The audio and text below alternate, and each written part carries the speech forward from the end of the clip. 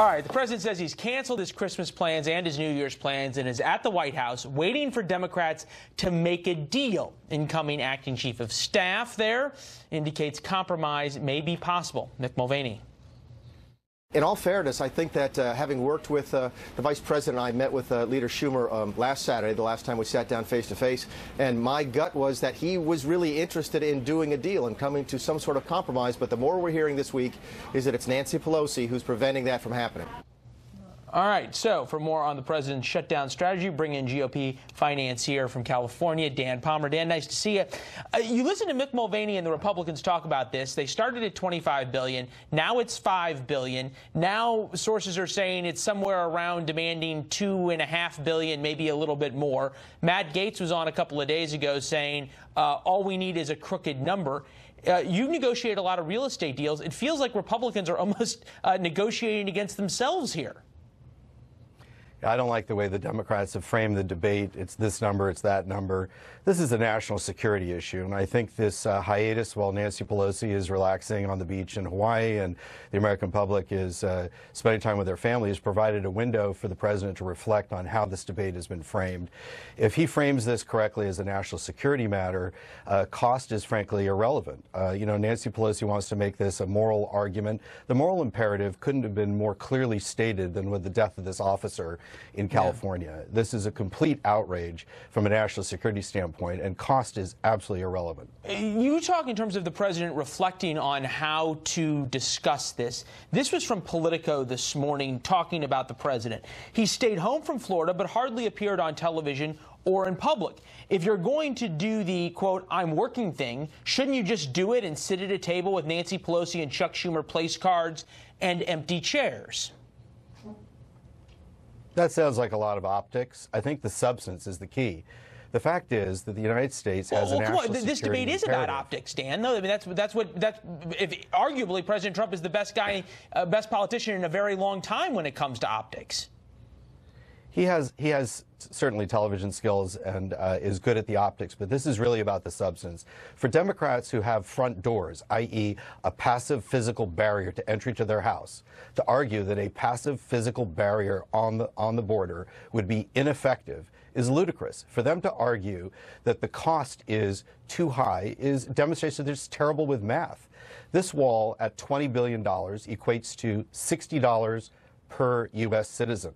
The cost of an illegal immigrant over their lifetime in the United States is $130,000. Given 30 years of unrestricted border crossings, that's over $5 trillion. You're making a very clear and convincing argument that's different than one we're hearing from almost every member of Congress, certainly than the one we're hearing from the president. Why aren't we hearing this cost doesn't matter, just build it argument? Well, I think that's a tactical mistake. The Democrats have set a trap, and the Republicans have fallen into it. This is a typical dynamic with these shutdowns. This is a national security issue. Cost is irrelevant, and the cost happens to be a good investment. A $20 billion wall equates to $6 per hour per U.S. worker in increased wages. Don't we think that restricting the flow of unskilled laborers into the market each year is going to improve American wages by more than 6 cents? I do. That's just 1 year. Every year thereafter is profit.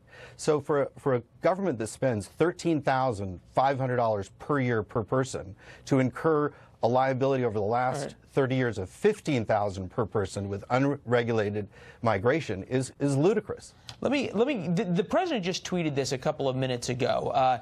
Any deaths of children or others at the border are strictly the fault of Democrats and their pathetic immigration policies that allow people to make the long trek thinking they can enter our country illegally. They can't.